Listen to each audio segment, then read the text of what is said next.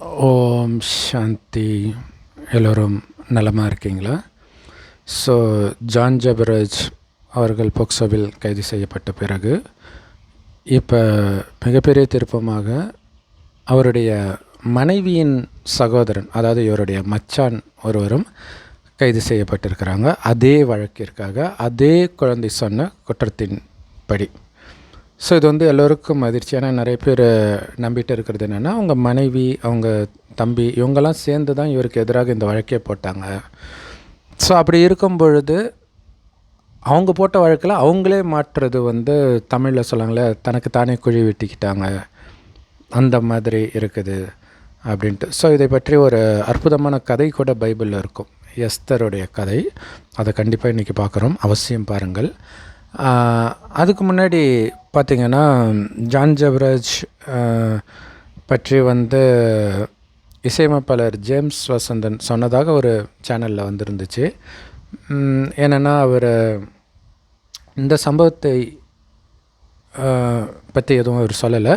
But இதுக்கு முன்னாடி அவர் பண்ண எதுவுமே கிறிஸ்தவ மதத்தின்படி கிடையாது அப்படின்னு சொல்லியிருந்தார். ஸோ அவர் போட்டிருக்கிற ட்ரெஸ்ஸு, ஸ்டைலு, டான்ஸ், நடன அசைவுகள், அந்த பாட்டு பாடுற விதம், அது எவ்வளோ பரிசுத்தமான இடம், அங்கே போய் இந்த மாதிரிலாம் சினிமா டான்ஸ் மூமெண்ட்லாம் பண்ணலாமா, அவருடைய சினிமா ஆசையை சினிமாவுக்கு நிறைவேற்றியிருக்கலாம், அதையே இங்கே பண்ணணும் அப்படின்ட்டு அவர் சொல்லியிருந்தார். ஸோ இதுக்கு பல தடவை ஜான் ஜபராஜ் அவர்களே சொல்லியிருக்கிறாங்க, டான்ஸ் ஆடுறது பைபிளில் தாவீது ஆடுவார். தாவீது ரொம்ப ஃபேமஸானவர் பைபிளில். ஸோ அவர் டான்ஸ் ஆடுவார். அவர் டான்ஸ் ஆடுறதை எதிர்த்து அவருடைய மனைவியை கூட பேசுவாங்க. ஸோ அப்போ பைபிளில் இல்லாத ஒன்றை அவர் பண்ணலை.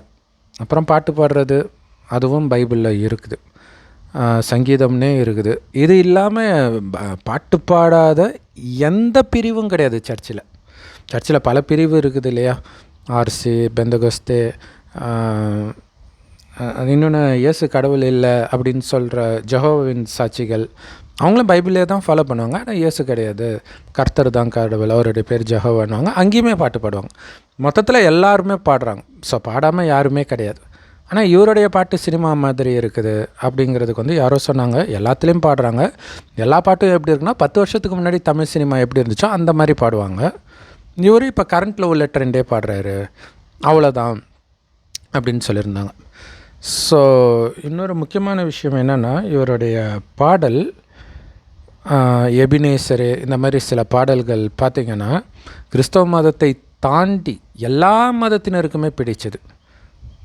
அவங்கவுங்களுடைய கடவுளை வச்சு சொல்லுவாங்க. அதிலும் குறிப்பாக எபினேசரு, அதுக்கு என்ன அர்த்தமே தெரியல. இந்துக்களாக இருந்தால் அதை சிவனேன்னு நினச்சிக்குவாங்க, முஸ்லீம்களாக இருந்தால் அல்லாவேன்னு நினச்சிக்குவாங்க, கிறிஸ்தவர்கள் இயேசுன்னு நினச்சிக்குவாங்க. ஸோ அப்படி தான் இருக்குது. ஸோ அதனால் அவர் எல்லார் மனதிலும் இடம் பிடிச்சதுக்கு ஒரு முக்கியமான காரணம், இந்த விஷயம் இந்த அளவுக்கு ஃபேமஸ் ஆனதுக்கும் இதுதான் காரணம். ஏன்னா எத்தனையோ பாதிரியார்கள் பாலியல் குற்றத்தில் சிக்கியிருக்கிறாங்க. அந்த குற்றம் வந்த பிறகு தான் அந்த பாதிரியாரே தெரியும்.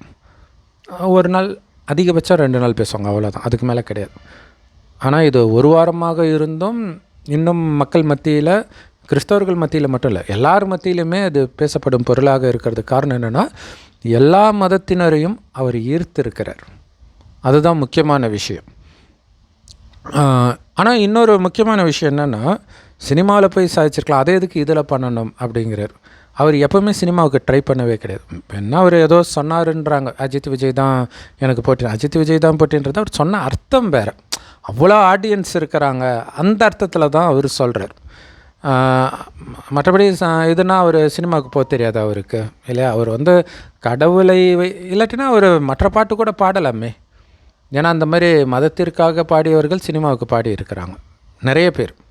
சினிமாவுக்கு, அரசியலுக்கெல்லாம் கூட பாடியிருக்கிறாங்க. அப்படிலாம் இவர் எதுவுமே பண்ணலையே. உண்மையிலே இவர், அதாவது டிஎம் சௌந்தரராஜன் அவர்கள் இருந்தாங்க, அற்புதமான குரல் வளம். ஒரு டைமில் அவருக்கு மார்க்கெட்டு போகுது. அதுக்கு பிறகு அந்த நேரத்தை வீணாக்காமல் முழுக்க முருகனை பற்றிய பாடல்களை அவரே எழுதி, அவரே இசையமைத்து, அவரே பாடினார். ரொம்ப ஃபேமஸ் இல்லையா. சினிமாவில் பலவிதமான விகாரங்களை தூண்டக்கூடிய பாடல்கள் இருக்கும். அந்த பாவத்திற்கு ஒரு பிராயச்சித்தம் பண்ண மாதிரி தான் அந்த முருகனுடைய பாடல்கள் இருந்தது. சினிமா பாட்டை கேட்காதவர்களுக்கும் அது ரொம்ப பிடிக்கும்.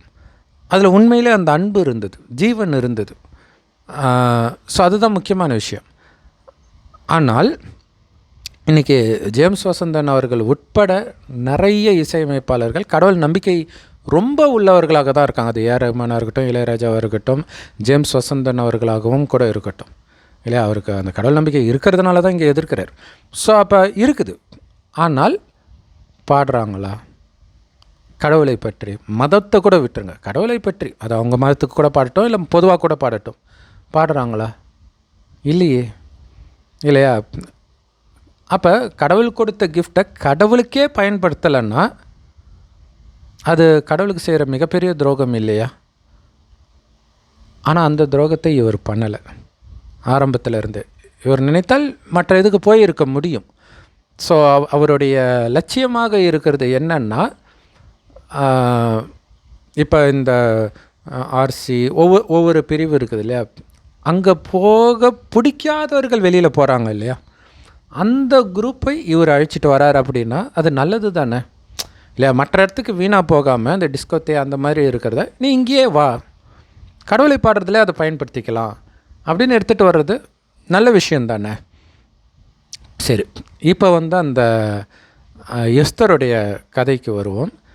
ஏன் அப்படின்னா இது ஆக்சுவலாக ஒரு சகோதரரோ சகோதரியோ கமெண்ட்டில் போட்டிருந்தான் ஜான் ஜெபராஜுடைய ஒரு வீடியோவுக்கு, இதுக்கு முன்னாடி போட்ட வீடியோவுக்கு.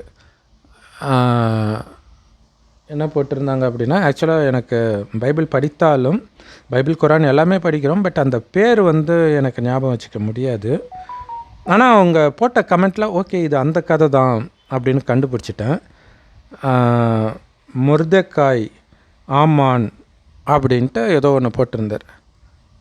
அந்த மாதிரி ஆயிடுச்சுன்னும்போது டக்குன்னு மைண்டில் ஃப்ளாஷ் ஆகுது, ஆமாம் இப்படி ஒரு கதை இருக்குது இல்லை அப்படின்ட்டு.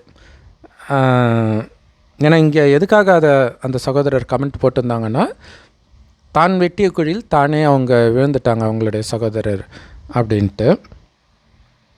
இந்த எஸ்தருடைய கதை மிக அற்புதமான கதை. நிறைய கதை பைபிளில் ரொம்ப அற்புதமாக இருக்கும்.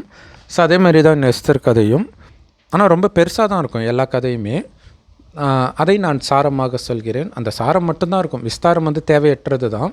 அதனால தான் யாரும் பைபிள் குரான் இதை படிக்கிறது கிடையாது. மற்றவங்க சொல்கிறத ஏன் கேட்குறாங்க அப்படின்னா, அதை படிக்க முடியாது, படித்தாலும் புரியாது, புரியாதது மட்டும் இல்லை ஒரு வெறுப்பாகவும் வரும் அந்த மதத்தினருக்கே. மற்றவர்களுக்கு கேட்கவே தேவையில்லை, ஏன்னா அவ்வளோ பெருசாக இருக்கும்.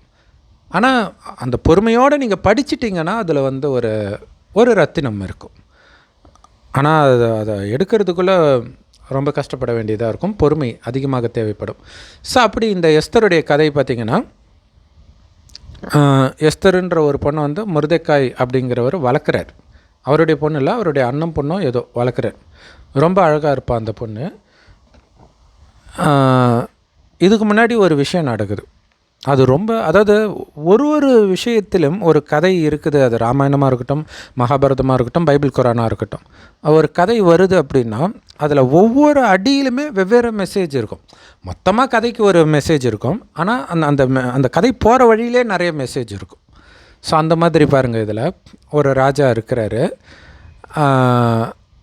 அவருடைய ராணி ரொம்ப அழகாக இருப்பாங்க. அவர் எதுக்கோ விருந்து வைக்கிறாரு. விருந்து வைக்கும்போது தன்னுடைய ராணியை கூப்பிட்றாரு. அந்த ராணி ட்ரெஸ் எல்லாம் போட்டுட்டு வா, நான் எவ்வளோ அழகான ராணிக்கு கணவனாக இருக்கிறேன்னு அவர் காட்டணும்னு ஆசை. பணியாட்களை வச்சு கூப்பிட்டு வர சொல்கிறார். அதெல்லாம் வர முடியாதுன்னு சொல்லிடுறாங்க. இவருக்கு கோபம் வந்துடுது. கோபம் வந்த உடனே இந்த வேதங்களை படித்தவர்களெல்லாம் கூப்பிட்டு, இப்படி பண்ணுறாங்க ராணி, என்னங்க பண்ணுறது அப்படிங்கிறார். எனக்கு இது சொல்லும்போது இன்னொன்று ஞாபகம் வருது. ஏன்னா ஜான் ஜெபராஜ் அவர்கள் கூட அவங்க மனைவி கூட ஏதோ ஒரு பிரச்சனை இருக்குதுன்ட்டு அவருடைய அசோசியேட் பாஸ்டர்கிட்ட சொல்ல போய் தான் அவருக்கு பிரச்சனையாச்சு இல்லையா. அதே மாதிரி தான் இவருமே சொல்கிறார், இது மாதிரி பிரச்சனை இருக்குது என்ன. ஆனால் அது சரி, அதை பாருங்கள் உங்களுக்கு புரியும். இங்கே என்ன ஆகுது அப்படின்னா, இந்த பிரச்சனையை பெருசு பண்ணி அசோசியேட் பாஸ்டர் பெருசு பண்ணுறதுக்கான விஷயத்தை பண்ணி யாரை நம்பினாரோ அவருக்கு எதிராகவே செஞ்சிட்டாரு அப்படின்ட்டு ஜான் ஜெபராஜ் அவர்கள் ஒரு ஆடியோ வெளியிட்டிருந்தாங்க. இங்கேயும் அதே மாதிரி மற்றவர்கள்கிட்ட இவர் ஆலோசனை கேட்கும்போது நல்ல கோபத்தில் இருக்கிறார் ராஜா. அப்போ ராஜா கோபத்தில் இருந்தால் அதுக்கேற்ற மாதிரி தானே பேசணும். ஸோ அப்போ சொல்கிறாங்க, நீங்கள் அதுவும் எப்போ, அதாவது இவளை நீ இனிமேல்ட்டு அந்த ராணிக்குரிய மரியாதையை இவளுக்கு நீ கொடுக்கக்கூடாது அப்படின்ட்டு சொல்கிறாங்க. அடுத்தது கோபம் கொஞ்ச நாள் கழிச்சு தனியும் இல்லையா, தனிஞ்சால் புத்தி தெளிவாக ஆகும். ஆனால் அந்த நேரம் பாருங்கள், இதுதான் முக்கியமான விஷயம். இது ஏன் முக்கியமான விஷயம்னு பாருங்கள். இப்போ கேட்கவே இல்லை, கேட்காமலே சொல்கிறாங்க. என்ன சொல்கிறாங்கன்னா, ராஜா நீங்கள் ஏன் ஒரு அழகான பொண்ணை கல்யாணம் பண்ணிக்கக்கூடாது? அவள் தான் அவ்வளோ திமிராக இருக்கிறா இல்லை? ஏன்னா எல்லோரும் இது உங்களை மட்டும் அவமானப்படுத்தலை, எல்லா பெண்களையும் அவமானப்படுத்தியிருக்கிறாங்க. இது ஆக்சுவலாக ஃபஸ்ட்டு தடவை சொல்லிவிடுவாங்க, எல்லா பெண்ணையும் அவமானப்படுத்தியிருக்காங்க. ஏன்னா எல்லோரும் அது பெரிய இந்து தேசம் தொடங்கி எத்தியோப்பியா வரைக்கும் உள்ள எல்லா ஊருக்கும் சேர்த்த ஒரு ராஜா, மகாராஜா. அப்படி இருக்கும்போது உங்களுக்கு கீழே இருக்கிற எல்லா ராஜாவுடைய ராணியுமே மதிக்காமல் போயிடுவாங்களே இந்த விஷயத்தை கேள்விப்பட்டா. அதனால் ராஜாவுக்கு கீழே தான் ராணி, கணவனுக்கு கீழே தான் மனைவி அப்படின்னு நீங்கள் சட்டம் பிறப்பிக்கணும்னு ஃபஸ்ட்டு சொல்லியிருக்கிறாங்க ஜென்ரலாக. அதுக்கப்புறம் இவருடைய கோபம்லாம் தணிஞ்ச பிறகு மனைவியை பற்றி யோசிச்சுட்டு இருக்கும்போது கூட இருக்கிறவன் சொல்கிறான், நீங்கள் நாங்கள் இங்கே இருக்கக்கூடிய எல்லா அழகான பெண்களையும் உங்கள் முன்னாடி நிறுத்துகிறோம், அதில் உங்களுக்கு பிடித்தவரை தேர்ந்தெடுத்து நீங்கள் ராணி ஆக்கிடுங்க. அந்த ராணியை தள்ளிட்டு வச்சுடுங்கன்னொடனே இவருக்கு பிடிச்சி போச்சு. இப்போ பாருங்கள், இது பாவமா அப்படின்னா கண்டிப்பாக பாவம் தானே இல்லையா? இந்த மாதிரி ஒரு விஷயந்தான் எல்லா இடத்துலையுமே நடக்கும். அது காரணம் என்னன்னா, அந்த கணவன் மனைவி சண்டை இன்னொருத்தர்கிட்ட சொல்லும் பொழுது நீங்களே மனம் மாறும்பொழுது இன்னொருத்தர் தூண்டி விட்டு அதை பெருசாக்கி விட்டுருவாங்க. மேபி ஜான் ஜபராஜ் வாழ்க்கையில் அப்படி கூட நடந்திருக்கலாம் இல்லை? ஏன்னா கணவன் மனைவி சண்டைனா 24 மணி நேரமும் 365 நாள் அடிச்சிட்டு இருக்க மாட்டாங்க. சில சமயம் வரும், அது ஒரு நாள் 2 நாள் அல்லது ஒரு வாரம்லாம் வர 2-3 நாள் நீடிக்கும், அவ்வளோதான். அதுக்கப்புறம் தானாகவே சுமூகம் ஆகிடும். ஒருத்தர் அமைதியாக இருந்தாலே போதும். 2 பேரும் முட்டிக்கிட்டு நின்னா தான் அது அம்மா வீட்டுக்கு கோச்சிட்டு போகிறது இந்த மாதிரி ஆகும். ஸோ அப்போ இவர் மனம் அமைதியாகி மனம் தெளிவு பெறதுக்குள்ளே குழப்பறதுக்கு ஒருத்தன் வந்துட்டான். இப்போ இவருக்கு பிடிக்குது. ஏன் பிடிக்குது? அழகான பொண்ணு இன்னொருத்தி வரான்னும் போது காமத்தின் எண்ணம், அதுக்கு ஆசை, அதுக்கு இது ஒரு என்ன சொல்கிறது, ஒரு சாக்கு புக்கு, அவ்வளோதான். சரின்னு சொல்லிடுறார் ராஜா. இப்போ ஊரில் இருக்கிற கன்னி பெண்கள், அழகான பெண்கள் எல்லாரையும் கூப்பிட்டு அதுக்கு அழகு ஏறுறதுக்காக சில விஷயங்கள், சுத்திகரிப்பு விஷயங்கள்லாம் பண்ணுறாங்க. அப்படி ஒரு மாதம் சுத்திகரிப்பு பண்ணி தான் அனுப்புகிறாங்க. அப்போ தான் நம்ம சொன்ன மாதிரி இந்த எஸ்தர் வராங்க சீனில். அவருடைய பேர் வாயிலே நுழைய மாட்டேங்குது, முருதேக்காயின்னு நினைக்கிறேன். ஆமாம், முருதேக்காய். அவர் தன்னுடைய அண்ணன் மகளை வளர்க்குறார். ரொம்ப அழகாக இருக்கிறாங்க எஸ்தர். சரின்ட்டு எஸ்தரையும் அனுப்புகிறார். அனுப்பிட்டு வாசல்லே அவர் வெயிட் பண்ணுறார் செய்திக்காக. அங்கே அவங்கள பார்த்துக்கிறதுக்கு ஒருத்தன் இருப்பான். ஸோ இது ரொம்ப முக்கியமான விஷயம். அந்த பெண்களெல்லாம் அழகுப்படுத்துறதுக்கு ஒருத்தன் இருப்பான். நிறைய பெண்கள் இருக்கிறாங்க. ஆனால் இந்த பெண் மீது அவனுடைய கண்ணுக்கு கருணை கிடைத்ததுன்ற வார்த்தை இருக்கும் பைபிளில் சூப்பராக. அவன் என்ன சொல்கிறானோ அதை மட்டும்தான் இவ செய்வாள். அதாவது அவனுடைய கட்டளைக்கு கீழ்ப்படிஞ்சு நடக்கிறான்னு வச்சுக்கோங்களாம். ஒரு பொம்மை மாதிரி. இதுக்கு முன்னாடி வளர்த்தான் இல்லையா முருதேக்காய் வளர்ப்பு தந்தை, அவன் சொல்கிறத அப்படியே கேட்டுட்ருக்கிறான். இப்போ அவனே சொல்லி அனுப்புகிறான், நீ இந்த உன்னுடைய குலம் இதெல்லாம் சொல்லாதன்னு சொல்லி அனுப்புகிறான். ஸோ அதே தான் அவள் ஃபாலோ பண்ணுறான். இப்போ மொத்தத்தில் அவள் தனக்கு ஆதாயம் தேடுற எதையுமே யோசிக்கலை. என்ன சொல்கிறாங்களோ அதே செய்கிறாங்க. அப்படி செய்கிறவங்கள தான் எல்லோருக்கும் பிடிக்கும். நல்லா யோசிச்சுப்பாங்க. சின்ன வயசில் நாம் அப்படி தான் இருந்திருப்போம். அதனால்தான் மற்றவர்களுக்கு பிடித்தவர்களாக நாம் இருந்தோம். ஆனால் இந்த போன சினிமா, மற்றவர்கள் பழகும்போது மற்றவர்களை பார்க்குறது, இதெல்லாம் தான் நம்மளுடைய மைண்டை கரெக்ட் பண்ணுது. ஸோ அப்படி இல்லாத வரைக்கும் எஸ்தரை எல்லோருக்கும் பிடிக்குது. பிடிக்கிறதுனால பிடிச்சாலே என்ன பண்ணுவாங்க, அந்த பொண்ணு தான் ராணி ஆகணுன்ற எண்ணத்தில் அவன் மேக்கப் எல்லாமே பண்ணுவான். ஸோ அதே மாதிரியே இருந்திருக்கிறாங்க. இவளுடைய டர்ன் வருது. ஸோ ஒவ்வொரு நாள் ஒவ்வொரு பொண்ணாக போவாங்க. நைட்டு போயிட்டு காலையில் தான் வருவாங்க. ஸோ நைட்டு அவங்க கூட இருப்பாங்க.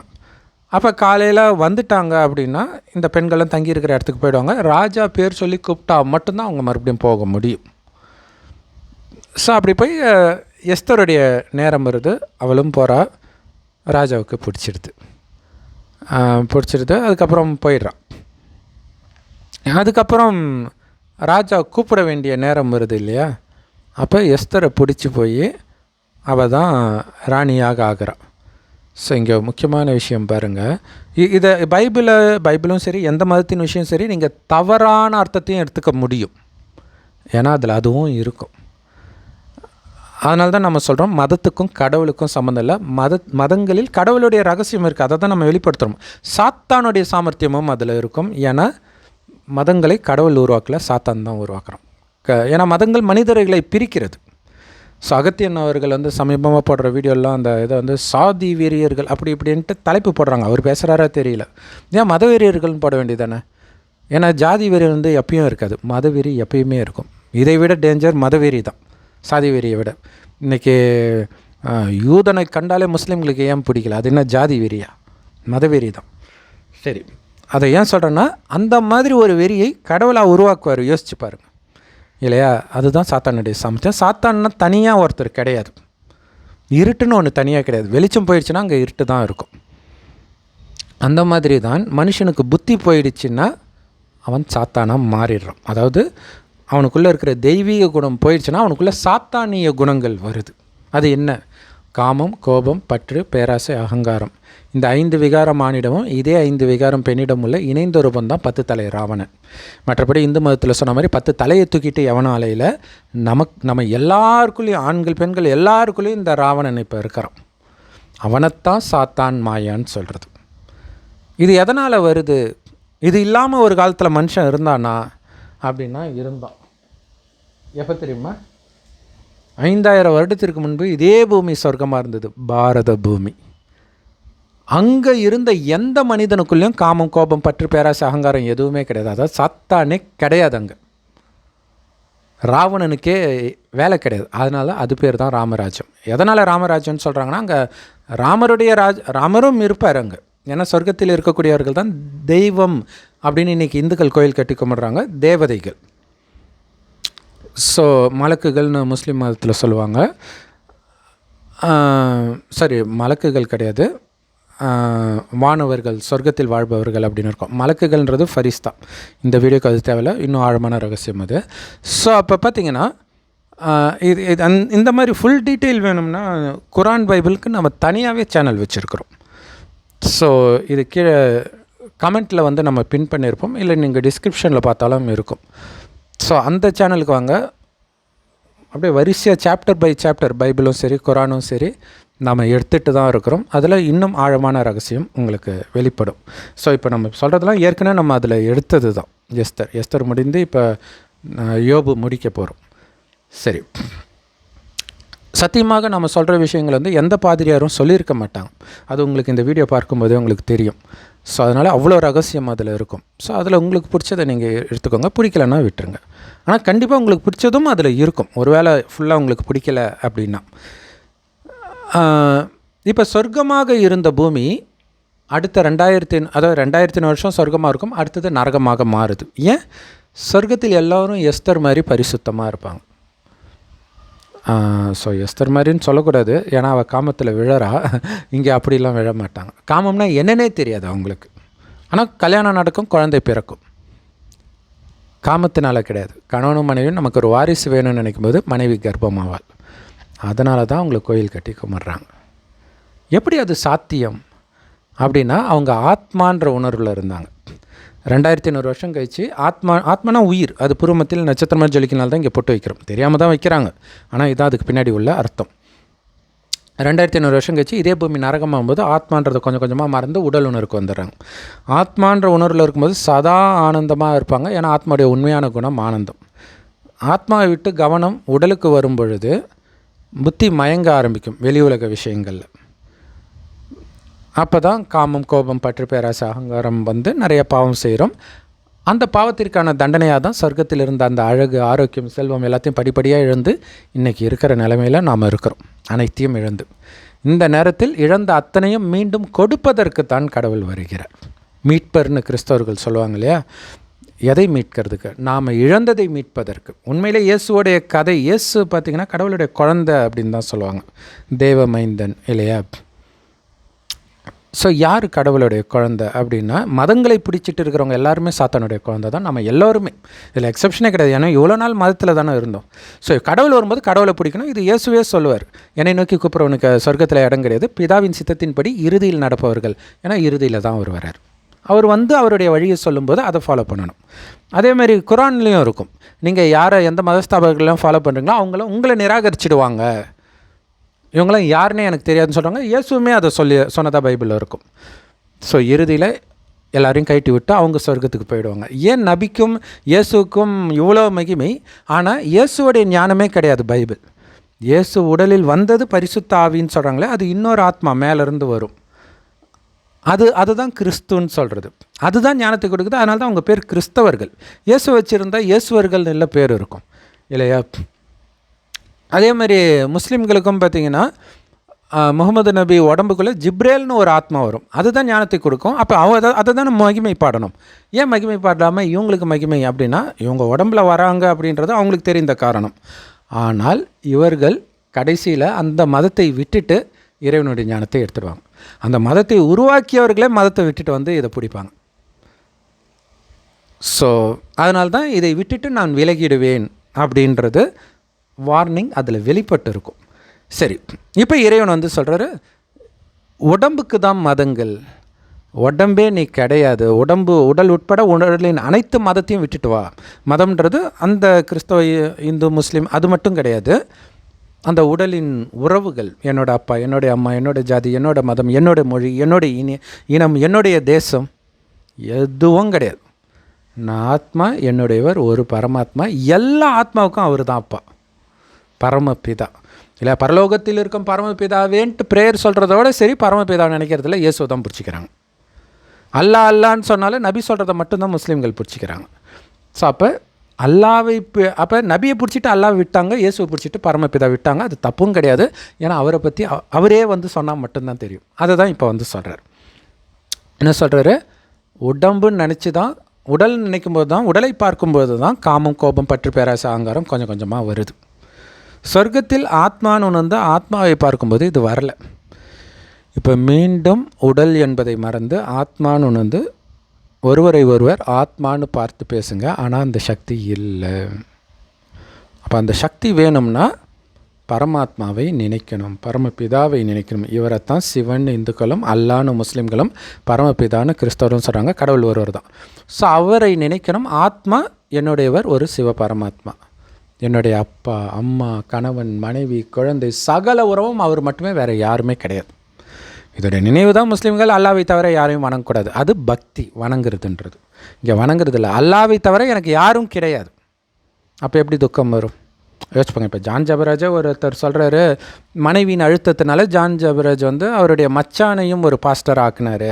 ஸோ அவர் தான் நிறைய தவறுகள் பண்ணார் அப்படின்ட்டு விலாவரியாக சொல்லியிருப்பார்.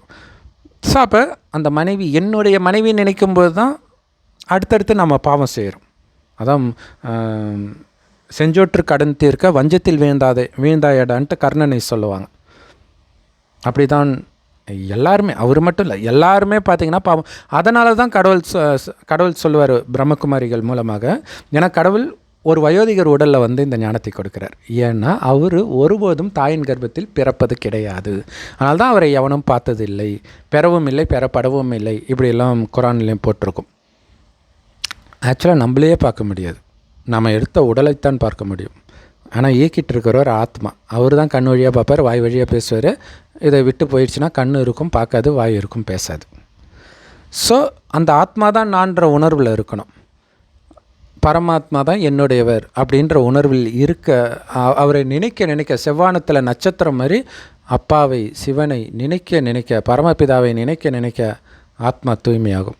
எந்த அளவுக்கு தூய்மையாகுதோ அந்த அளவுக்கு என்ன ஆகும்னா, அந்த வீண் விஷயங்கள், விகார எண்ணங்கள், அதாவது காமம், கோபம், பற்று, பேராசை போன்ற எண்ணங்கள் எல்லாத்துலேருந்தும் விடுபடுவீங்க.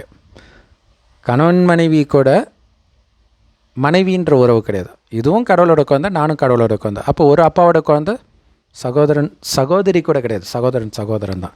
ஏன்னா உடல் தான் ஆண் பெண், ஆத்மா வந்து ஆண் தான். எப்படி அப்படின்னா, அது ஆணும் கிடையாது பெண்ணும் கிடையாது, அது ஒரு ஒளிப்புள்ளி. ஆண் உடலையும் பிறக்கும், பெண் உடலையும் பிறக்கும். எப்படி ஆண்னா இந்த ஒரு அர்த்தத்தில், அந்த காலத்துலலாம் ஆண் குழந்தைக்கு தான் சொத்து இல்லையா? அது மாதிரி கடவுள் கொடுக்குற சொர்க்கத்துக்கான உரிமை எல்லாருக்கும் உண்டு, ஆணுக்கும் உண்டு, பெண்ணுக்கும் உண்டு. ஆனால் அதை அடையிறீங்களா இல்லையான்றது உங்கள் கையில் இருக்குது. சொர்க்கம் இருக்குது, அது உங்களுடைய உரிமை.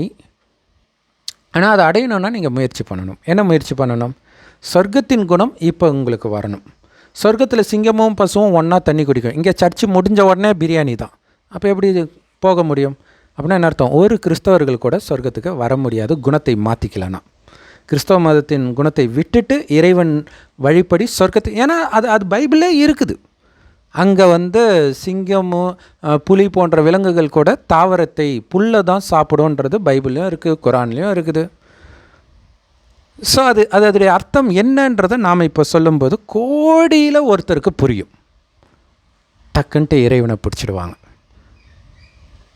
மதத்தை பிடித்தால் ஓகே, ஒன்றும் பிரச்சனை கிடையாது. அப்பயும் நீங்கள் இறைவனை நினச்சிக்கிட்டே மதத்தையும் விடலைன்னா கூட அந்த மதத்தின் ஆரம்பத்தில் நீங்கள் வந்துடுவீங்க. ஏன்னா ஆரம்பத்தில் நல்லா தான் இருக்கும். நீங்கள் நினைக்கிற மாதிரி இயேசுவை பிடிச்சி சிலுவையில் அரைஞ்சாங்க, இப்படி பாடாயப்படுத்தினாங்க, ஒன்றும் நடக்கலை.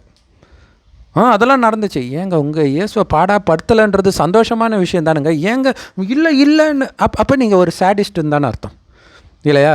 அப்படி நடக்கவே இல்லைன்னா நீங்கள் சந்தோஷம்லாம் படணும். எதுவுமே நடக்கலைன்னா அவர் எப்படி நான் கடவுளாக நினைக்கிறது?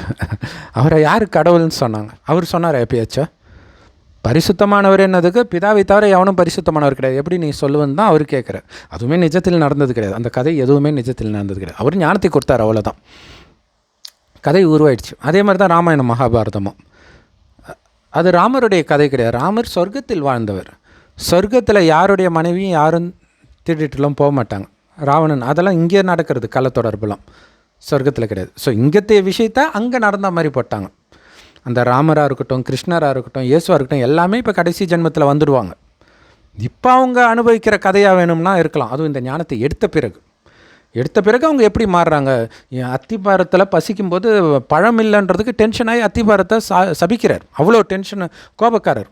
முருகன் மாதிரி. முருகன் கூட அதே மாதிரி கோபக்காரர் தான். அப்படி இருக்கிறவர் எப்படி சாந்தமாகிறாரு இறுதியில்? தன் விழா எலும்பு குத்தினால எப்படி அமைதியாக இருக்கிறாருன்றது தான் பைபிளுடைய கதை.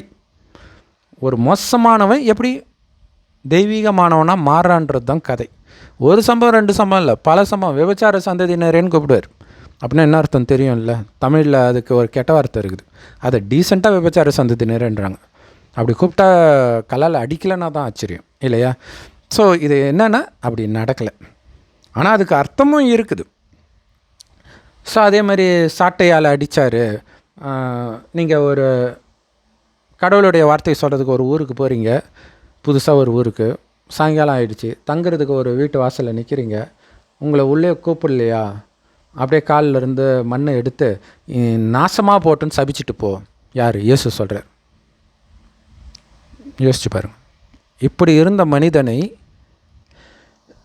கடவுள்னு சொல்ல முடியுமா அப்படின்னு நீங்கள் கொஞ்சம் யோசித்தா தெரிஞ்சிடும். ஆனால் நம்ம பிளைண்ட் ஃபெய்த் லவ் தான் இல்லையா? மனுஷனை கூட நமக்கு பிடிச்சிச்சுன்னா, அஜித் ஃபேன், விஜய் ஃபேன் எடுத்துக்கோங்களேன், அவங்க என்ன தப்பு பண்ணிட்டோம் விட்டே கொடுக்க மாட்டாங்க. அந்த கண்மூடித்தனமான அதே நம்பிக்கையை தான் தூக்கி நம்ம இயேசுக்கும் வச்சுருக்கிறோம், ஜான் ஜபராஜுக்கும் வச்சுருக்கிறோம், ஒவ்வொரு மத தலைவர்களுக்கும் வச்சுருக்கிறோம். அதுதான் இங்கே பிரச்சனை. அதைத்தான் விட சொல்கிறார் இல்லையா? இயேசு மேலே அன்பு வச்சுட்டிங்க, அவரும் மனிதன் தான், இவரும் மனிதன் தான். இயேசுவாலையும் தன்னை காப்பாற்றிக்க முடியல, ஜான் ஜபராஜாலையும் தன்னை காப்பாற்றிக்க முடியல. சொல்கிறாங்களே அவர் ஜான் ஜபராஜ் இந்த அற்புதம் பண்ணார், அந்த அற்புதம் பண்ணார், ஏன் இதில் மாட்டினார்? இயேசுவுமே அப்படி தானே பண்ணார். ஸோ அப்போ என்னென்னா அவங்களுக்கு எதையாவது பிடிச்சிக்கணும் கடவுள் வர வரைக்கும்.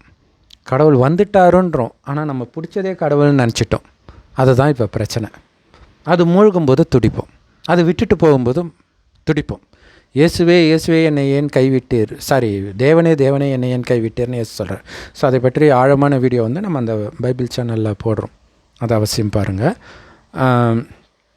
சரி, இப்போ எஸ்தருடைய கதைக்கு வருவோம். ஸோ ராஜாவுடைய முதல் மனைவி அந்த மகாராணி நான் வர முடியாது அப்படின்னு சொல்கிறாங்க இல்லையா? அது பாருங்கள், அது விளையாட்டுக்கு சொல்லியிருக்கலாம். அது இப்படி இந்த அளவுக்கு தன்னுடைய பதவியே பறிபோகும்னு அவங்க அந்த நேரம் நினச்சிருக்க மாட்டாங்க இல்லையா? திரும்பி அது இன்னொரு வாய்ப்பு இல்லை. அதாவது ராஜாவுக்கு ராணியை ரொம்ப பிடிக்கும். ஸோ அது அவங்களுக்கு தெரியுது. அதனால் என்ன பண்ணிவிடுவார், அது வரமாட்டேன், ஸோ மறுபடியும் சொன்னால் அது பிடிக்கும் அப்படின்னு கூட நினச்சிருக்கலாம், மறுபடியும் கூப்பிடட்டுன்ட்டு. ஆனால் அந்த செகண்ட் அவருடைய மனநிலை வேறு மாதிரி மாறிச்சு. ஸோ நிறைய டைவர்ஸ் அப்படி தான் இருக்கும். வெளியில் பல நாள் சண்டை இதெல்லாம் இருந்தால் கூட ஏதாவது ஒரு நாள் ஒரு சில வார்த்தை நம்ம எதிர்பார்க்காத ரியாக்ஷன் வந்துடும். எப்போவுமே ஒரு மாதிரி இருந்துக்கிட்டே இருக்கிறது, ஒரு டைம் திடீர்னு அவங்க டக்குன்னு கட் பண்ணுற முடிவு எடுத்துருவாங்க. ஸோ அந்த மாதிரி தான் இந்த ராணி மரியாதை குறைவாக நடந்தது அவங்களுடைய வாழ்க்கையே அழிக்கிற அளவுக்கு போயிடுச்சு. அந்த இடத்துல இன்னொருத்தரை எடுத்துகிட்டு வர வந்துடுச்சு. அதுக்கு இன்னொரு காரணமும் இருக்குது, அதுதான் பாவ புண்ணிய கணக்கு. ஒருத்தருடைய புண்ணியம் அதிகமாக இருக்குது, அதற்கான பலன் கொடுக்கணும் அப்படின்னா வெயிட்டிங்கில் இருப்பாங்க. அது தெரியாமல், அதாவது நம்ம இருக்கிற இடத்துக்கு தான் அவங்க வரணும்னு வச்சுக்கோங்களேன், அது தெரியாமல் நம்ம ஆடுவோம். நம்ம தான் மேலே இருக்கிறோமே, என்ன ஆகிட போகுது, ஆடுவோம். திடீர்னு பார்த்திங்கன்னா நம்மளை எல்லோரும் கைவிட்டுருவாங்க. ஸோ எனக்கு தெரிஞ்சு பார்த்திங்கன்னா நிறைய துறைகள், உங்களுக்கு தெரிஞ்சு சினிமா துறையை எடுத்து பார்த்திங்கன்னா மியூசிக் டைரக்டர் எல்லாமே பார்த்திங்கன்னா அப்படி தான் இருக்கும். இல்லை, யாரோ ஒருத்தர் உச்சத்துலேருந்து பயங்கரமாக அகங்காரத்தில் ஆடிட்டு இருப்பாங்க, திடீர்னு பணிவாக இருந்த ஒருத்தர் சல்லுன்னு மேலே ஏறிடுவார். ஒரே படத்தில் ஹீரோவுக்கு எல்லாருக்குமே அது பொருந்தும். ஸோ அதுக்கு தான் மேலே இருக்கிறவங்க ரொம்ப ரொம்ப எச்சரிக்கையாக பணிவாக இருக்கணும். ஒரு எம்ஜிஆர் பாட்டு வரும் இல்லையா, பதவி வரும்போது பணிவும் வர வேண்டும், துணிவும் வர வேண்டும் இல்லையா. துணிவு எதுக்கு தெரியுமா, பணிவு அது புரிஞ்சிருப்பீங்க, ஏன்னா பெரும்பாலும் அகங்காரம் வந்துடும். துணிவுன்றது அகங்காரத்தோடு சம்மந்தப்பட்ட மாதிரி நாம் புரிஞ்சுக்குவோம், அப்படி கிடையாது. இறைவனுடைய வழிப்படித்தான் நடப்பேன். ஏன்னா அந்த நேரம் நம்ம சொல்கிற எல்லாத்துக்கும் ஆமசாமி போடுறவங்க நம்ம கூட வந்துடுவாங்க. நம்ம பண்ணுறது ரைட்டாக தப்பானே நமக்கு தெரியாது, நம்மளை கைட் பண்ணுறதுக்கு யாரும் இருக்க மாட்டாங்க. ராஜாவுமே அப்படி தான் இருந்திருக்கிறார் இல்லையா. சுற்றி இருக்கிறவங்க எல்லோரும் சொன்னோடனே சரின்னு சொல்லி, ஆனால் அதுலேயும் ஒரு நல்லது பாருங்கள், நடந்தது என்னமோ கெட்டது தான், தப்பு தான் அவர் பண்ணுறாரு, ஆனால் அது அவங்களுடைய பாவக்கணக்கு எவ்வளோ இருந்துச்சோ தெரியாது. அது இப்போ இன்னொரு விஷயம் என்னென்னா, ஒருத்தங்க ராணி ஆகியிருக்கிறாங்கனால அவங்களுடைய புண்ணிய கணக்கு இருக்கிறனால தான் ஆரம்பிச்சிருக்காங்க, ஆனால் அந்த புண்ணியம் எப்போ தீரும்னு தெரியாது. ஸோ ரொம்ப எச்சரிக்கையாக இருக்கணும். மேலே போயிட்டோன்னு வச்சுக்கோங்களேன், ரொம்ப ரொம்ப பணிவாக இருக்கணும். எனக்கு தெரிஞ்சு ரஜினிகாந்த் அவர்கள் இன்னும் உச்சத்தில் இருக்கிறது காரணம் அந்த பணிவு தான். நீங்கள் நல்லா பார்க்கலாம், எந்த ஃபங்க்ஷனுக்கு போனாலும் தன்னை எந்த அளவுக்கு பணிவாக பேசிக்க முடியுமோ அப்படி பேசுவார். அதனால தான் உச்சத்துலேருந்து அவர் இறங்காமலே இருக்கார் இத்தனை வருடம். அது ரொம்ப முக்கியமானது எல்லா துறைக்குமே. ஸோ அந்த ஒரு மெசேஜ், அற்புதமான மெசேஜ் அந்த இடத்துல வருது. சரி, அதுக்கப்புறம் இவங்கள ராணி ஆக்கிடுறாங்க, எஸ்தரை ராணி ஆக்கிடுறாரு ராஜா. அவங்களுடைய அப்பா மொர்தெக்காய் வெளியிலே இருக்கிறான், ஏன்னா அவளுடைய அப்பா தான் நான்னு சொல்லலை. அப்போ என்ன ஆகுது, ஒரு டைம் ராஜாவை கொல்றதுக்கு பிளான் பண்ணுறாங்க வாயிற்காவலர்கள். ஸோ அது ஃபுல் டீட்டெயிலாம் சொல்ல, ஏன்னா நமக்கு மெசேஜ் தான் வேணும், அதுதான் விஷயம். மொட்டையாக இருக்கிற மாதிரி தான் இருக்கும். அதுக்கு முதல்ல இதுலேயே சாரமாக நீங்கள் எடுக்கணும், அதில் கொடுத்துருக்கிறதே அதிகம்தான், அதை புரிஞ்சுக்கணும். ஸோ அப்போ எந்த ராஜாவுனால ஆனாங்க, யார் இவங்களுக்கு பிளான் பண்ணாங்க, இதெல்லாம் இருக்காது. கொல்லணும்னு நினைக்கிறாங்க, இது இவருக்கு தெரிஞ்சிடுது. ஏன்னா இவர் வாசலில் சாதாரணமாக பரதேசியாக உட்காந்துருக்கார் இல்லையா, அதனால் அவருக்கு தெரிஞ்சிடுது. தெரிஞ்ச உடனே எஸ்தருக்கு சொல்லி அனுப்புகிறார். உடனே ஏன்னா எஸ்தர் இவருடைய கான்டாக்ட்லேயே தான், ஏன்னா இப்போ ராணி ஆகிட்டா அவங்களுக்கு எல்லா வேலைக்காரர்களும் இருப்பாங்க இல்லையா. ஸோ எஸ்தர் ராணி ஆகிடுறாங்க, வேலைக்காரர்களை விட்டு அவருடைய நிலையை கேட்டுக்கிறாங்க. அப்போ தான் சொல்கிறாங்க, இது மாதிரி ராஜாவை கொல்ல போகிறாங்கன்னு. இந்த மாதிரி மொர்தெக்காய் சொன்னார் அப்படின்னு சொல்லி ராஜா கிட்ட சொல்கிறாங்க. எஸ்தர் இந்த மாதிரி வாசலில் இருந்து அவர் சொல்லியிருக்கிறாரு அப்படின்னு, தன்னுடைய அப்பான்னு சொல்லலை. அப்படியான்ட்டு இவர் விசாரிக்கும் போது உண்மைதான்னு தெரிஞ்சோன்னா அந்த 2 பேரையும் பிடிச்சி தூக்கில் போட்டுடுறாங்க. இப்போ பாருங்கள், அடுத்தது ஆமான்னு ஒருத்தனை ராஜா உயர்த்துறார். தனக்கு அடுத்தபடியாக அவர் தான் ஆமான்றவர். ஸோ அப்படி உயர்த்துறாரு. அப்போ எனக்கு கொடுக்க வேண்டிய மரியாதை நீங்கள் இவருக்கு கொடுக்கணும்னு ராஜா சொல்கிறார். கிட்டத்தட்ட ஜான் ஜபராஜ் கூட அந்த அசிஸ்டண்ட் பாஸ்டருக்கு அசோசியேட் பாஸ்டருக்கு தனக்கு கொடுக்க வேண்டிய மரியாதை எல்லாம் இவருக்கும் கொடுக்கணும் அப்படின்னு சொல்லியிருந்தாராம். ஸோ சிங்க் ஆகுது பாருங்கள் கதை அடிக்கடி இல்லையா. சரி, இப்போ என்ன ஆகுது அப்படின்னா, அந்த அரண்மனை வாசலை கடந்து போகும்போது எல்லாரும் அவருக்கு சலாம் போடுறாங்க, வணக்கம் செய்யணுன்ட்டு ராஜா சொல்லியிருக்கிறாரு. ராஜாவுக்கு மாதிரியே இவருக்கும் வணக்கம் போடுறாங்க. ஆனால் இந்த மொர்தெக்காய் மட்டும் வணக்கம் போட மாட்டான். இது வந்து எந்த காரணத்துக்கு போடாட்டினாலும் அது திமிரு தானே இல்லையா? ஸோ அதுக்கான தண்டனையை அவன் அனுபவிப்பான் பாருங்கள். ஸோ போகிறான், கொஞ்சம் அவனுக்கு மன நெருடலாக இருக்குது. ஒவ்வொரு சமயமும் இதே மாதிரியாக அவனுக்கு ஆகிட்டு இருக்குது. கடுப்பாகிறான். அப்போ ஒரு டைம் வந்து அவனுக்கு கொன்னுடலான்னு தோணுது. ஆனால் ஒரு வாசலில் உட்காந்துருக்கணும் கொல்றது ஒரு பெரிய விஷயமா? இதில் இன்னொரு விஷயம் என்னென்னா, கூட இருக்கிறவன் கேட்குறான், முருதைக்காய் கூட அவன் கூட வாசலில் இருக்கிறவன், ஏன்ப்பா எல்லாரும் வணங்குறாங்க, நீ ஏன்ப்பா வணங்க மாட்டேற? நானும் யூதன், நானும் வணங்க மாட்டேன் அப்படின்றான். ஓ அப்படியா அப்படின்ட்டு இவனுக்கு வந்து ஆமானுக்கு தகவல் தெரிவிச்சிட்றான். ஆமானுக்கு செம்ம கடுப்பாகுது, இவனை கொலை பண்ணணுன்ட்டு. அதே நேரத்தில் இவனை ஒருத்தனை கொலை பண்ண, நான் எவ்வளோ பெரிய போஸ்ட்டில் இருக்கான், ஒரே ஒருத்தனை கொலை பண்ணுறது அப்படின்ட்டு, இவன் இனத்தையே நான் அழிக்கிறேன், யூதன் தானே சொல்கிறான், யூதன் இனத்தையே அழிக்கிறேன் அப்படின்ட்டு அதுக்கு ஒரு ராஜா கிட்ட வந்து அவன் பேசுகிறான். இந்த மாதிரி நம்ம நாட்டில் வந்து ஒரு சிலர் இருக்கிறாங்க, நம்ம சொல்கிற எதையுமே கேட்குறது கிடையாது. அப்படி அவங்கள வந்து நாளைக்கு இது இல்லாமல் நாளைக்கு உங்களுக்கும் இதான நிலைமை, அவங்கள அழிச்சிடணும், நான் அவங்களுக்கு இவ்வளோ வெள்ளி கொடுக்குறேன் அப்படின்ட்டு ஆமான்னு சொல்கிறான். அப்போ அவர் சொல்கிறார், இல்லைப்பா வெள்ளியெல்லாம் நீயே வச்சுக்கோ, உனக்கு இஷ்டப்பட்டதை நீ செய். ஏன்னா அந்தளவுக்கு நம்புகிறார் ராஜா. சரின்ட்டு அது மட்டும் இல்லை, முத்திரை மோதிரத்தை வேறு கொடுக்குறாரு. இந்தா என் முத்திரை மோதிரம், அதாவது என் பெயரால் நீ கட்டளையிடு, எல்லோரும் கேட்பாங்க அப்படின்னு சொல்கிறார். உடனே இவன் வந்து சுற்றி இருக்கிற எல்லா ஊர் ராஜாவுக்கும் செய்தி அனுப்புகிறான், யூதர்களை எங்கே பார்த்தாலும் கொன்னுடுங்க அப்படின்ட்டு. ஸோ இந்த செய்தி எல்லாருக்கும் போயிடுச்சின்னு தெரிஞ்ச உடனே முருதைக்காய் போய் சாம்பலில் போய் சட்டையெல்லாம் கீச்சிட்டு அழுவுறான். ஒரு சலாம் போட்டிருந்தா என்ன இல்லையா? இந்த செய்தியெல்லாம் டைரெக்டாக அங்கே சொல்லப்பட்டிருக்காது. ஏன் நான் இதை சொல்கிறேன்னா, இது நம்ம சொல்கிறோம் இல்லையா, சாத்தானுடைய விஷயம் இருக்குதுன்ட்டு. அப்போ இதை கேட்குறதுக்கு ஓகே, நம்ம யாருக்கிட்டையும் வணங்க தேவையில்லை, கடவுளை தவிர யாருக்கிட்டையும் வணங்க தேவையில்லை, இந்த மாதிரிலாம் விஷயமும் சேர்த்து சாத்தான் உள்ளே வச்சிருக்கிறான். கெட்டு போகிறதுக்கான விஷயமும் இருக்கும் எல்லா மதத்துலேயும். அதை தான் புரிஞ்சுக்கணும். நம்ம நல்ல விஷயம் இருக்குது, கெட்ட விஷயம்தான் உங்கள் மைண்டில் பதியும். சரி, இப்போ என்ன ஆகுது, மரண பயத்தோடு வாழறான் இல்லையா, இவன் இனமே அழிய போகுது. ஸோ எல்லாம் பட்டினி கிடக்கிறாங்க, பயந்துட்டு இருக்கிறாங்க ஊரில் இருக்கிற எல்லோரும். ஸோ ஒரு மாதிரி கீஞ்ச ட்ரெஸ்ஸோடு இவன் இருக்கிறான்ற செய்தி எஸ்தருக்கு தெரிஞ்சவொடனே என்ன ஆச்சுன்னு கேட்டு அனுப்புகிறான். அப்போ அவன் சொல்கிறான், இந்த மாதிரி ஆயிடுச்சு அப்படின்ட்டு. இவன் புது ட்ரெஸ்ஸும் கொடுக்குறான், அதையும் கட்ட மாட்டேன்றான். மற்றவங்களாம் இப்படி இருக்கும்போது நான் எப்படி கட்டுவேன்? சரி, நான் என்ன தான் பண்ணுறது? நம்ம நீ வந்து ராஜா கிட்ட சொல்லி இதை எப்படியாவது நிறுத்து அப்படின்னு சொல்கிறாரு. அப்போ அவர் சொல்கிறா, பாருங்கள், ராஜாவை வந்து அவரே கூப்பிட்டால் வழியே நாங்கள் போகக்கூடாது, அவர் ஒரு மாதமாகவே என்னை கூப்பிடலை அப்படின்னு சொல்கிறாங்க. அப்போ இவர் சொல்கிறாரு, நாங்கள் ஒட்டுமொத்த யூத இனமும் அழிஞ்சிடுச்சு, நீ மட்டும் உயிரோடு இருந்துடுவேன்னு நினைக்கிறியா அப்படின்ட்டு கேட்குறாரு. சரி, அப்போ நான் என்ன பண்ணணுன்னு சொல்லுங்கள் அப்படின்னு கேட்குறான். பாருங்கள், இப்போ அவர் ராணி, அவள் நினச்சா அதிகாரம் பண்ண முடியும். ஆனாலும் அந்த அப்பாவுக்கு ஒரு பொண்ணாகவே தான் அவளுடைய கேரக்டர் இருக்குது. ஸோ அந்த ஒரு மெல்லிய செய்தியும் இங்கே கூட வந்துக்கிட்டே இருக்குது.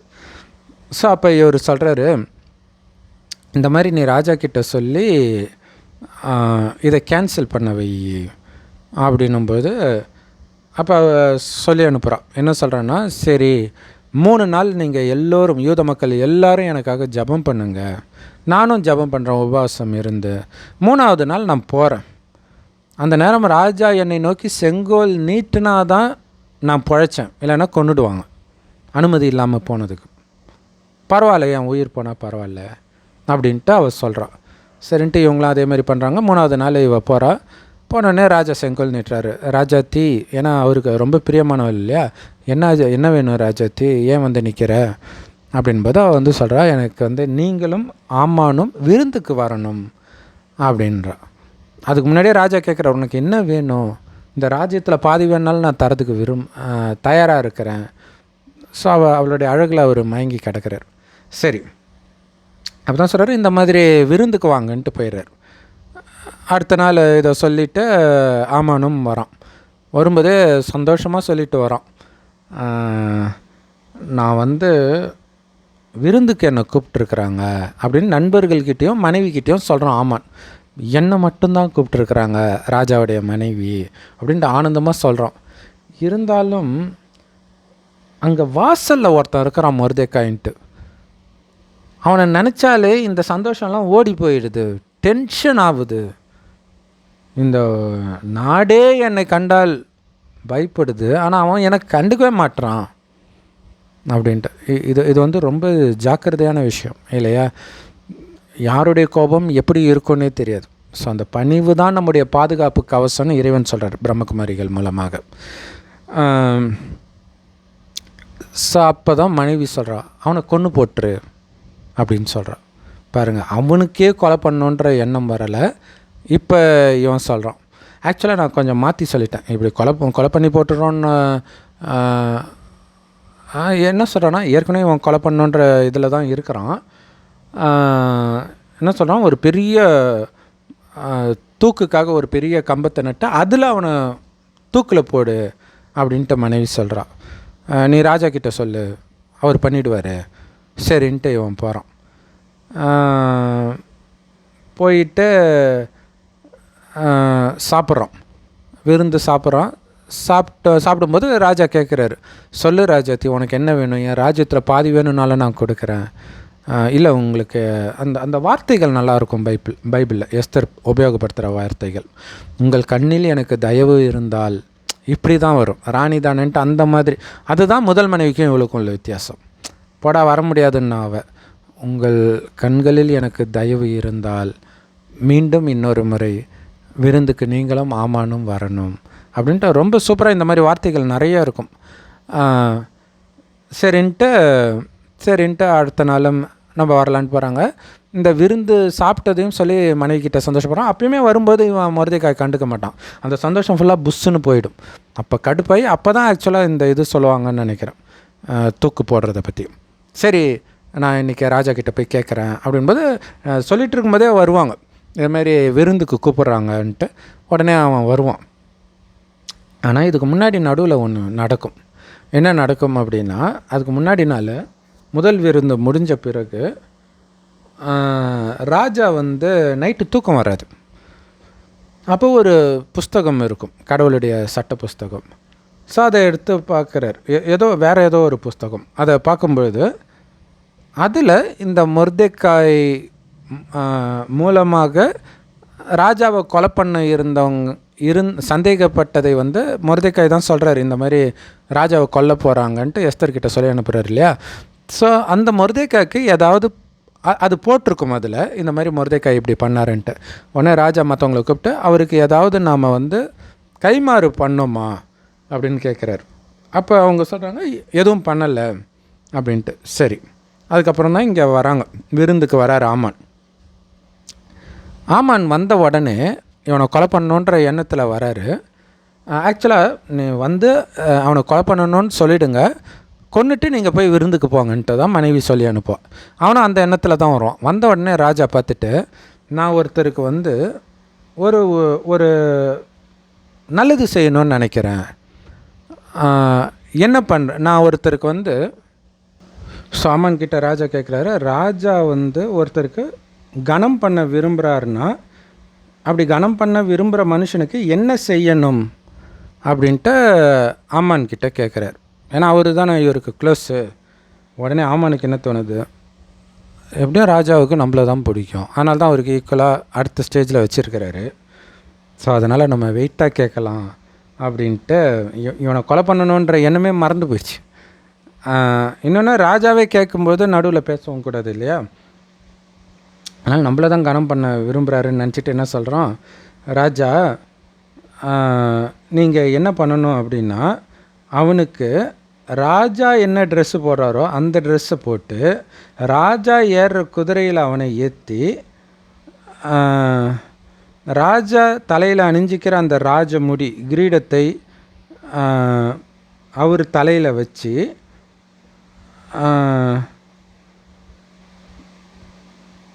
அந்த குதிரையில் வந்து கொண்டுட்டு வரணும் ராஜா கனம் பண்ணுற விரும்புகிற மனுஷனுக்கு வந்து இப்படித்தான் ராஜா பண்ணுவார் அப்படின்னு அவனுக்கு முன்னாடி சொல்லணும் அப்படின்னு சொல்கிறார். உடனே அப்படியா, இது நல்லா இருக்குது, சரி நீங்கள் உடனடியாக போய் அந்த மொர்தெகாவுக்கு போய் நான் அவனுக்கு தான் கனம் பண்ணணுன்னு நினைக்கிறேன், அவனுக்கு ராஜவஸ்திரம் போட்டு குதிரையில் ஏற்றி ராஜகிரீடம் போட்டு இதே மாதிரி நீங்களே சொல்லுங்க அப்படின்னா. ஸோ அதே மாதிரி அழிச்சிட்டு வராங்க. அவன் வாயாலே சொல்கிறான், யாரை கொல்லணும்னு நினச்சானோ அவன் வாயாலே சொல்கிறான், ராஜா யாரை கனம் பண்ணணும்னு நினைக்கிறாரோ இதே மாதிரி தான் கனம் பண்ணுவார் அப்படின்ட்டு அவன் கொடுத்த ஐடியாவுக்கு அவனே மாட்டிக்கிட்டான் இல்லையா. ஸோ அதை தான் நம்ம சொல்கிறோம். அந்த போக்சோவில் வந்து ஜான் ஜெபராஜுக்கு எதிராக கேஸ் போட்டவங்களே மாட்டிக்கிட்டாங்களோ, ஒருவேளை அவங்க போட்டு இருந்தால், ஏன்னா உண்மையில் என்ன நடந்ததுன்னு நமக்கு தெரியாது. ஆனால் அப்படி நிறைய பேர் நினச்சி சந்தோஷப்பட்டுட்டு அதனால தான் இந்த இதே போடுறாங்க. அடுத்தது சரி ஓகே, அவர் போய் அரண்மனை வாசலில் போய் உட்காந்துட்டார். ஸோ இவன் தலையில் முக்காடு போட்டுட்டு அப்படியே சஞ்சலப்பட்டு போகிறான் வீட்டுக்கு போய் மனைவி கிட்ட புலம்புறான், நம்ம ஒன்று நினச்சா என்ன நடக்குது அப்படின்ட்டு. ஸோ அவன் புலம்பிட்டு இருக்கும்போதே காவலர்கள் வந்து விருந்துக்கு கூப்பிட்றாங்க அவங்கள அப்படின்ட்டு 2வது நாள் விருந்துக்கு அவர் போகிறார். போகும்போது மறுபடியும் ராஜா கேட்குறாங்க, ராஜாத்தி என்னம்மா வேணும் உனக்கு, ராஜ்யத்தில் பாதி கூட நான் கொடுக்க தயாராக இருக்கிறேன் அப்படின்னு சொல்கிறாங்க. உடனே அந்த பொண்ணு எஸ்தர் சொல்கிறாங்க, அவங்களுடைய வார்த்தை பாருங்கள், ராஜாவே உம்முடைய கண்களில் எனக்கு கிருபை கிடைத்து ராஜாவுக்கு சித்தமாய் இருந்தால் என் வேண்டுதலுக்கு என் ஜீவனும் என் மன்றாட்டுக்கு என் ஜனங்களும் எனக்கு கட்டளையிடப்படுவதாக. எங்களை அழித்து கொன்று நிர்மூலமாக்கும்படி நானும் என் ஜனங்களும் விற்கப்பட்டோம், அடிமைகளாகவும் வெள்ளாட்டிகளாகவும் விற்கப்பட்டு போனாலும் நான் மௌனமாய் இருப்பேன். இப்பொழுதோ ராஜாவுக்கு உண்டாகும் நஷ்டத்துக்கு அந்த சத்துரு உத்தரவாதம் பண்ண முடியாது என்றாள்.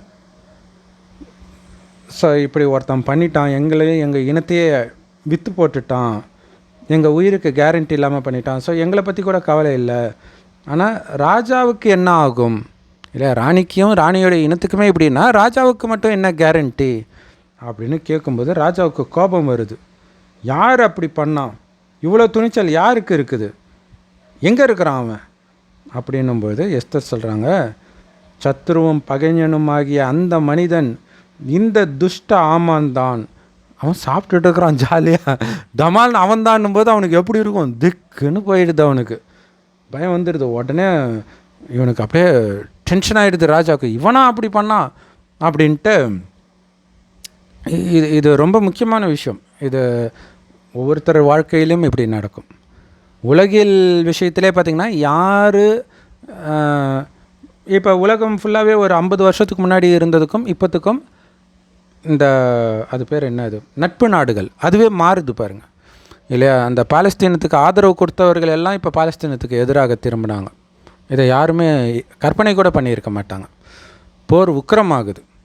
ஸோ அந்த மாதிரி தான் இங்கே கூட அதே மாதிரி உக்ரைனுக்கு ஆதரவாக இருந்த அமெரிக்கா டக்குன்னு பின்வாங்கிச்சு. யாராவது எதிர்பார்த்துருப்பாங்களா? ஏன்னா அதுக்கு தான் நம்ம சொல்கிறது, மனித சட்டத்தை படிக்காதீங்க, அது ஏமாற்றிடும். கடவுளுடைய சட்டம் நிரந்தரமாக இருக்கும், ஒரே மாதிரி தான் இருக்கும், அது அன்பின் வழி மட்டுமே. சரி, இப்போ ராஜா கோபமாகி போயிடுறார்.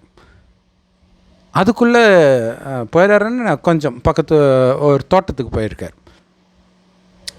அதுக்குள்ளே இவன் ஐயோ நம்ம உயிர் போயிடுமே, இவன் வேறு இப்படி சொல்லிட்டாலே அப்படின்ட்டு அம்மா தாயேன்ட்டு அவகிட்ட உயிர் பிச்சை கேட்குறதுக்காக ஏந்திரிக்கிறான். உடனே ராஜா திரும்பி வரார். வரும்போது பார்த்தா அவன் பெட்டில் படுத்துட்டு இருக்கிறான்.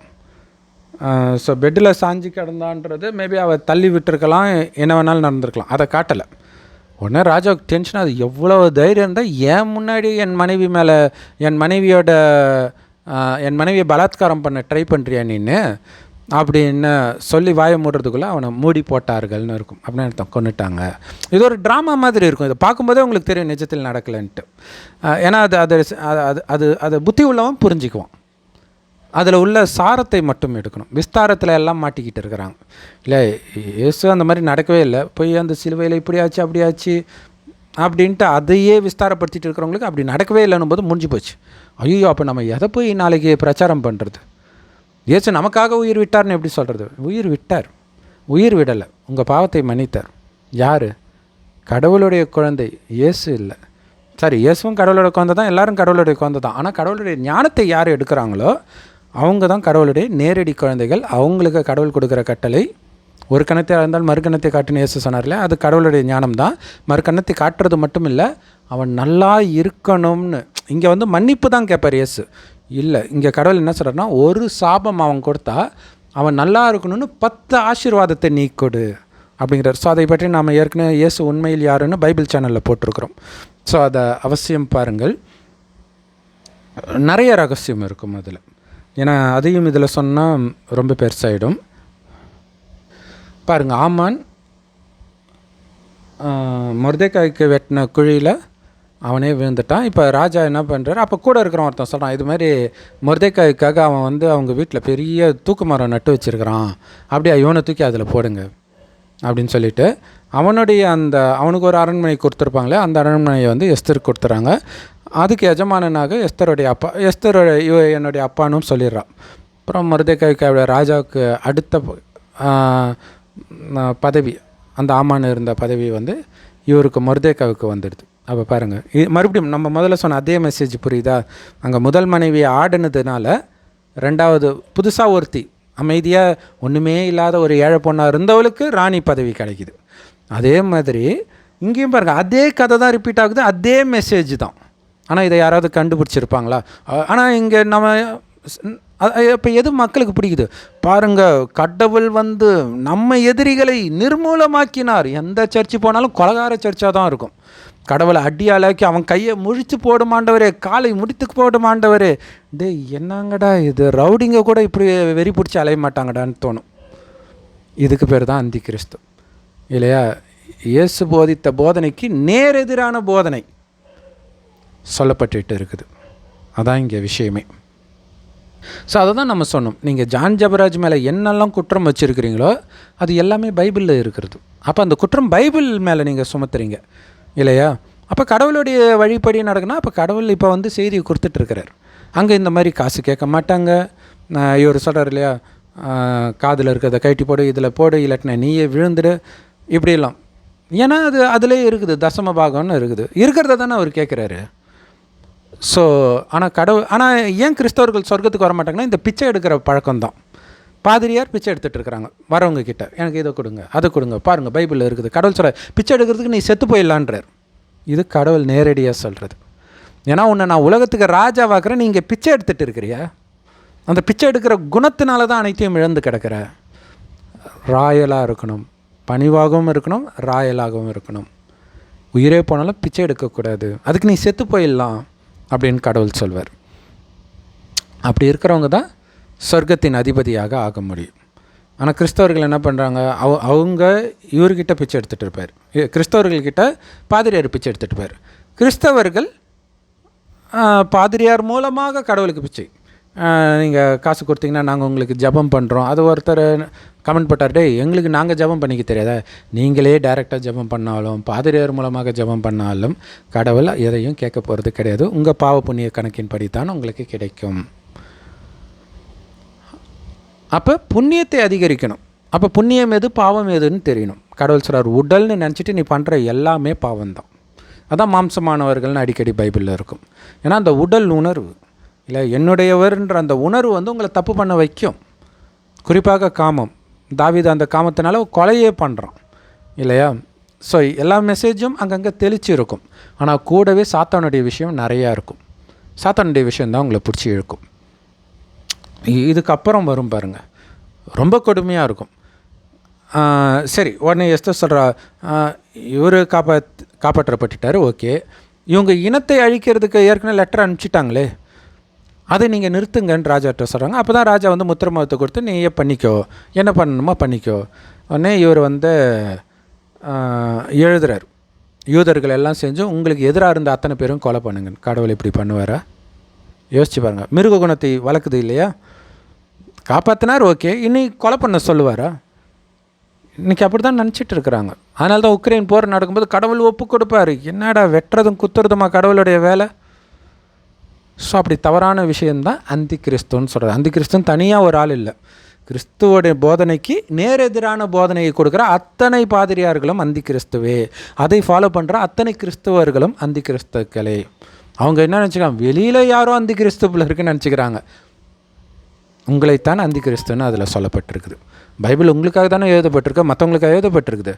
ஸோ அவங்கவுங்களுக்கு அதேமாதிரி முஸ்லீம் மதத்தில் பார்த்திங்கன்னா நிராகரிப்பாளர்கள்னு முஸ்லீம்களை தான் சொல்லப்பட்டிருக்கு, வெளியில் இருக்கிறவங்கள கிடையாது. ஏன்னா கடவுள் இப்போ வந்திருக்கிறாரு. கடவுளை நிராகரிச்சுட்டு மதத்தை பிடிச்சிக்கிறவங்க தான் நிராகரிப்பாளர்கள், காஃபிர்கள், இப்படியெல்லாம் சொல்லப்பட்டிருக்கு. ஸோ இப்போ கடவுளுடைய வழி தான் உண்மையிலே அன்பான வழி. என்னது? ஆத்மான்னு வந்து இன்னொருத்தனை நீ ஆத்மான்னு பார்க்கும்போது அவன் ஜாதி தெரியாது, மதம் தெரியாது, பணக்காரன் ஏழை, இனம், ஏன் ஆண் பெண்ணுன்னே தெரியாது. அப்போ காமம் வராது, வெறுப்புணர்வு வராது, எதுவும் வராது. என் அப்பாவுடைய குழந்தை மரியாதையாக பார்ப்பீங்க இல்லையா? எந்த கடவுளுக்கு நான் குழந்தையோ அதே கடவுளுக்கு குழந்தை. இன்றைக்கி பிச்சைக்காரனாக இருக்கலாம், ஏதோ பாவம் செஞ்சுருப்பான், ஆயிருப்பான். ஆனால் இப்போ முடியுது இல்லையா? இன்றைக்கி பிச்சைக்காரனாக இருக்கிறவன் தான் அங்கே ராஜாவாகும். அதனால தான் பைபிள் அடிக்கடி கீழே இருக்கிறவனை கடவுள் உயர்த்தினார், தாவீதை உயர்த்தினார் அப்படிங்கிறதெல்லாம் சொர்க்கத்துக்கு அழைச்சிட்டு போகிறாருன்றது. இங்கே இருக்கிற ஜான் ஜபராஜ் கீஞ்ச ட்ரௌசர் போட்டு இருந்தார், இப்போ பாருங்கள் உயர்த்திட்டார் அப்படின்ட்டு தவறாக அவங்க போதிக்கிறாங்க. அது அவங்க தப்பும் கிடையாது, பைபிளில் அப்படி இருக்குது, அதனால் அப்படி போதிச்சிட்டாங்க. ஸோ உண்மையை கடவுள் தான் போதிக்கிறார். ஒரு வயோதிகர் உடலில் வந்து யோபுடைய 36வது அதிகாரத்தில் 35லேயோ இருக்கும், கடவுளை மாதிரி சிறந்த போதகர் யார் அப்படி. அப்போ கடவுள் வந்து இந்த ஞானத்தை கொடுப்பாருன்னு யாருக்கும் தெரியல. அதனால தான் மனிதர்களை பிடிச்சிட்டாங்க, கடவுளை மறந்துட்டாங்க. ஸோ அவர் வந்து சொல்கிறார், ஆத்மான்னு வந்து என் நினைவிலே இருங்க. இறைவன் கொடுக்குற ஞானத்தை கேட்கணும். இறைவன் யார் உடலில் வராரோ அவருக்கு பிரம்மான் பேர் வைக்கிறார். இந்த பிரம்மாவைத்தான் ஆதாம்னு சொல்கிறாங்க இல்லையா? உடல் உணர்வு, மனுநாளான இந்த உடல் நானுன்ற உணர்விலும் இந்த உடலின் சுகத்திலே மூழ்கி இருக்கிற மனிதனை நீ உடம்பே கிடையாது, நீ ஆத்மான்னு எழுப்புறார். ஞானத்தை கொடுத்து அங்கே சுவாசத்தை கொடுத்து எழுப்பினாருன்ட்டாங்க. உடல் உணர்வுலேருந்து எழுப்புறதா அங்கே களிமண்ணிலேருந்து எழுப்பிட்டாருன்ட்டாங்க. சுடுகாட்டிலேருந்து எழுப்புவார்னு மறுபடியும் வரும் பாருங்கள். ஆரம்பத்திலேயே எழுப்புவார், கடைசியில் சுடுகாட்டிலேருந்து எழுப்பார். சுடுகாட்டில் இருந்தாலும் மண்ணோட மண்ணாக தானே போயிருக்கும் உடம்பு. ஸோ அப்போ அங்கேருந்து எழுப்புறார். அந்த ஃபஸ்ட்டு தான் லாஸ்ட்டு இல்லையா? கடைசியில் எழுப்புவார், ஃபஸ்ட்டும் எழுப்புறார். அந்த ஃபஸ்ட்டு கடைசி, ஏன்னா இது காலச்சக்கரம். இந்த இறுதி இப்போ கொடுக்குற ஞானம் தான் சொர்க்கத்தில் நீங்கள் 2500 வருடம் சுகத்தை அனுபவிக்க போகிறீங்க. உடல் உணர்வை மறந்து ஆத்மா உணர்வில் இருப்பதற்கான ஞானம். என்னது? ஆத்மானு வந்து பரமாத்மாவை நினச்சிக்கிட்டே இருக்கணும். நினைத்தால் அது அப்படியே 2500 வருடத்திற்கு வரும். அப்போ உடல் உணர்வு இருக்கிறவங்க கிட்ட இருந்தெல்லாம் நீங்கள் விலகி இருக்கணும். இல்லாட்டினா அவங்கள மாதிரியே உங்களையும் மாற்றிடுவாங்க. ஸோ அதனால தான் விலகி இருக்குது. நிறைய மதங்கள் அது இருக்கும் இல்லையா, விலகி இருங்கன்றது. ஸோ அது தப்பாக புரிஞ்சுக்குவாங்க. மதத்தில் விலகி இருக்கிறது வந்து ஓகே, எல்லாத்துலேயுமே நன்மை இருக்குன்னு வச்சுக்கோங்களேன். பட் ஆனால் இப்போ இறைவன் சொல்கிறது என்னென்னா, உங்கள் அப்பா அம்மா கிட்டே இருந்தே, உங்கள் மனைவி கணவன் கிட்டே இருந்தே, உங்கள் குழந்தைகிட்ட இருந்தே இந்த ஞானத்தை அவர்கள் எடுக்காத பட்சத்தில் விலகி இருங்கள். எடுத்து இருந்தாலும் விலகி இருங்கள். ஏன்னா உடல்ன்ற உணர்வுலேருந்து நீங்கள் விலகி இருக்கிறீங்க. ஸோ எடுக்காதவர்கள்கிட்ட இருந்து விலகி இருக்கிறது எதுக்குன்னா, மீண்டும் உடல் உணர்வில் வர வைக்கிறதுக்காக.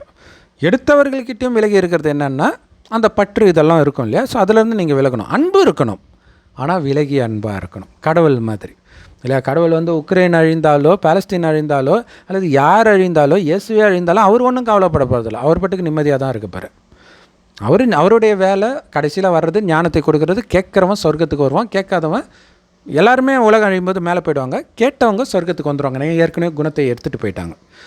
கேட்காதவர்கள் இந்த பூமி சொர்க்கம் முடிந்து நரகம் ஆகிற வரைக்கும் மேலேயே இருப்பாங்க.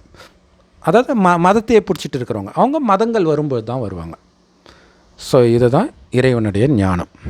ஸோ நமக்கு துக்கம் கொடுத்தால் கூட அவர்களுக்கு துக்கம் கொடுக்கக்கூடாது. துக்கம் கொடுக்கறது அவங்க மாறணும்னு நம்ம நினைக்கணும், தண்டனை கிடைக்கணும்னு நினைக்கக்கூடாது.